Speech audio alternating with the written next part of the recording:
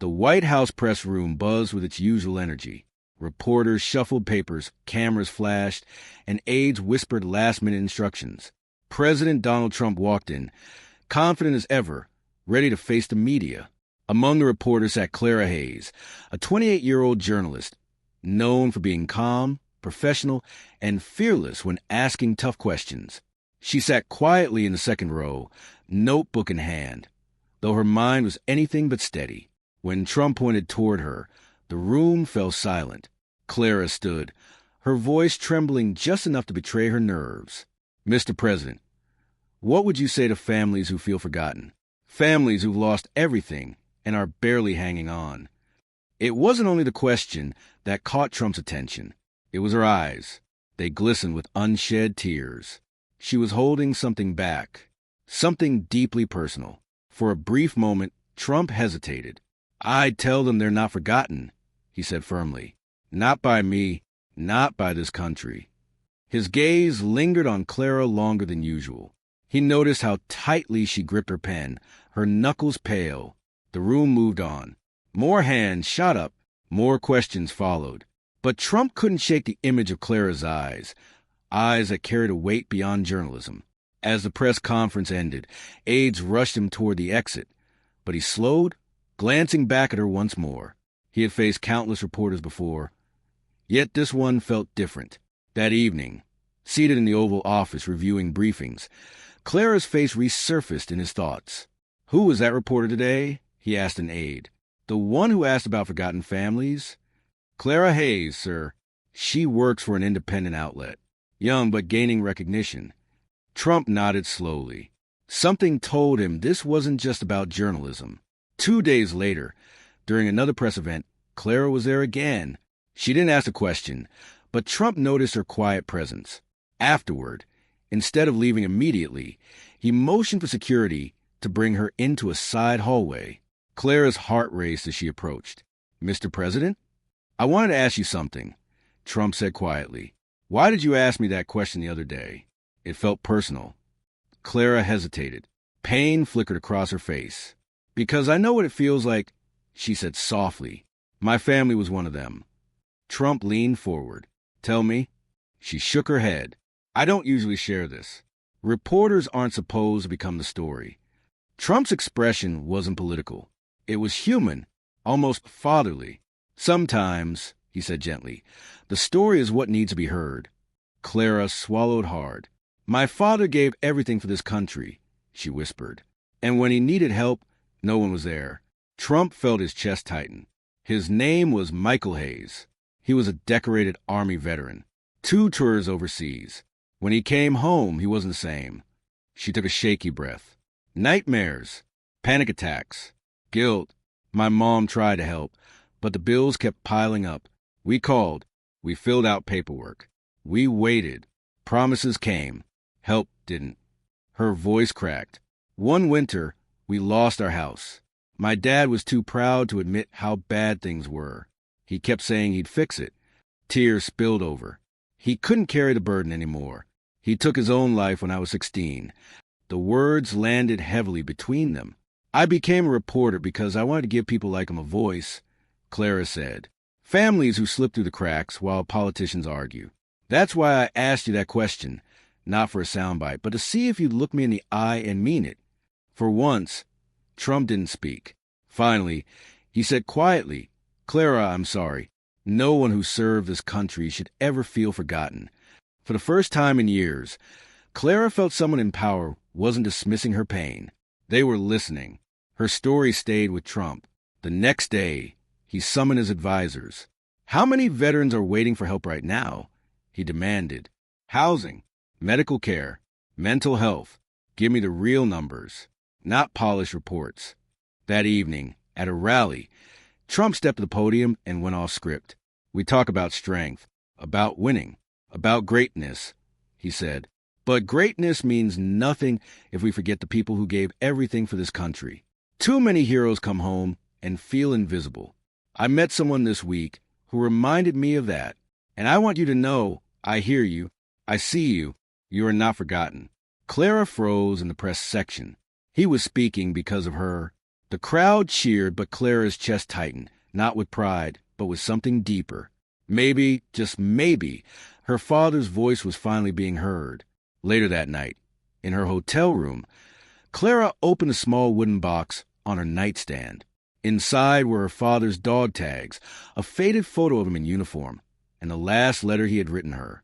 "Dad," she whispered, "I don't know if this will change anything, but at least someone listened."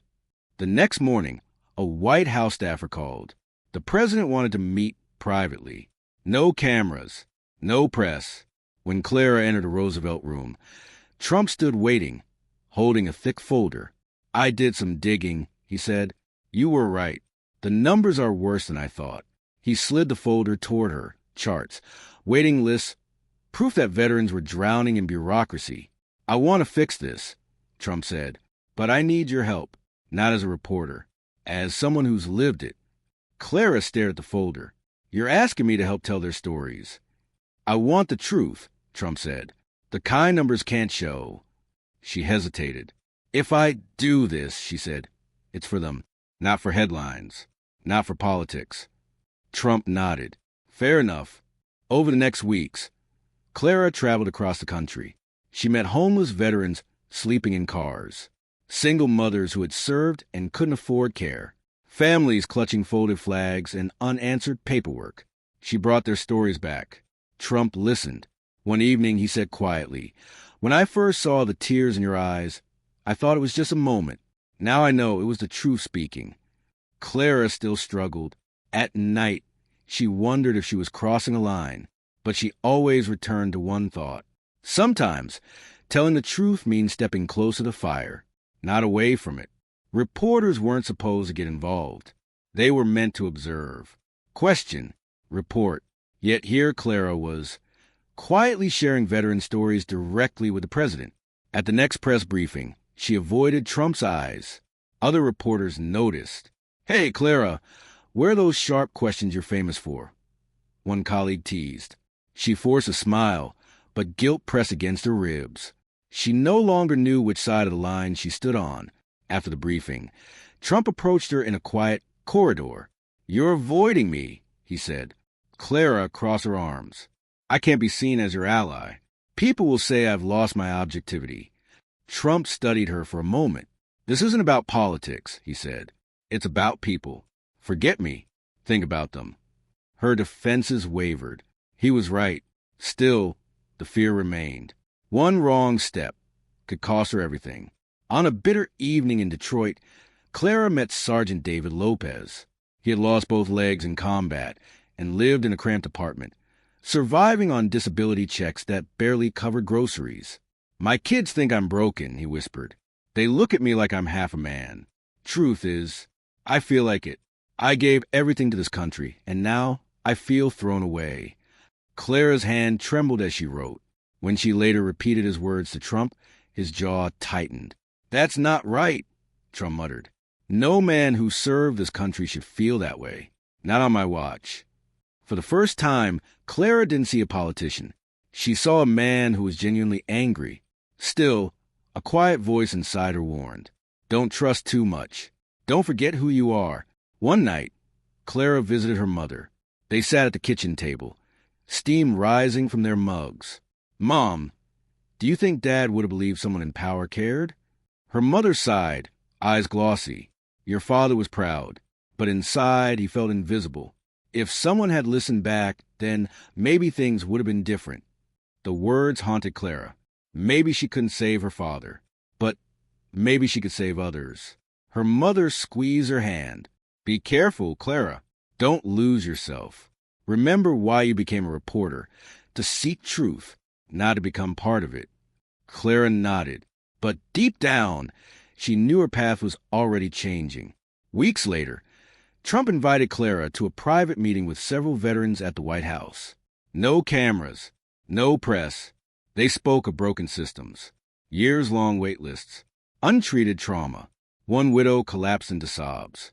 "My husband died waiting for treatment that never came. Now my kids ask why the country he served didn't save him." The room fell silent. Trump excused himself and walked into the Rose Garden alone. From a distance, Clara saw him stand unnaturally still, head bowed. When he returned, his voice was firm. "We're going to fix this. No excuses." For the first time, Clara realized something.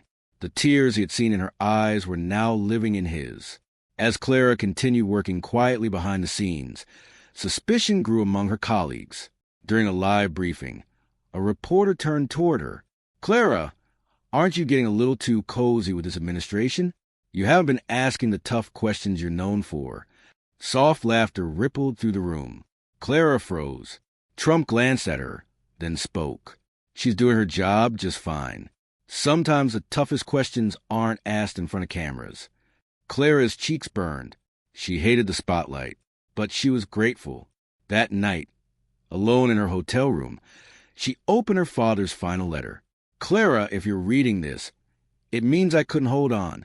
Please don't be angry. Promise me you'll fight for those who can't fight for themselves. Use your voice.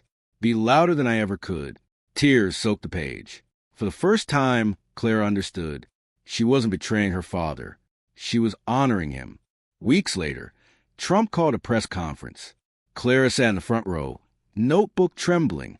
"My fellow Americans," Trump began, "today we're launching Forgotten Families Initiative, a nationwide effort to cut red tape, speed up mental health care, and ensure no veteran or family feels invisible again." He paused, eyes locking on Clara. This idea came from a painful question asked by a reporter whose tears told me the truth. She reminded me that statistics are human lives. Gasps filled the room. Clara wanted to disappear, but she felt her father beside her whispering, "This is your voice." The backlash came fast. Headlines screamed, "Reporter too close to president." Her editor called, "Clara, this doesn't look good." She might lose her career, but when she remembered the veterans' faces, she knew she couldn't regret it. Trump later invited Clara to visit a veterans' hospital. Together, they walked through quiet halls. A young soldier reached for Clara's hand. "Thank you for telling our stories," he whispered. "We feel seen now." Her throat tightened. It was never about fame. It was about healing. Late one night, Clara sat alone on the steps of the Lincoln Memorial. Trump approached quietly and sat beside her. "You're thinking too much," he said. She gave a weak smile. That's what reporters do. He looked out across the reflecting pool. History won't remember who asked the toughest question in a press room. It'll remember who made a difference. The words settled deep.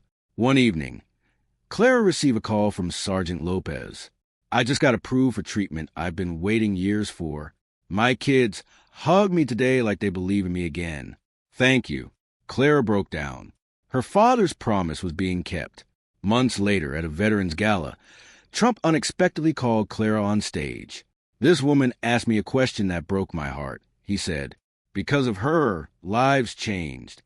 She reminded us that tears aren't weakness. They're truth." Applause thundered. Afterward, Trump handed her a small package. "Open it later." Inside was a framed photograph of her father in uniform and a note. "Michael Hayes is not forgotten. Neither is his family. Donald J. Trump." Clara clutched the frame, sobbing.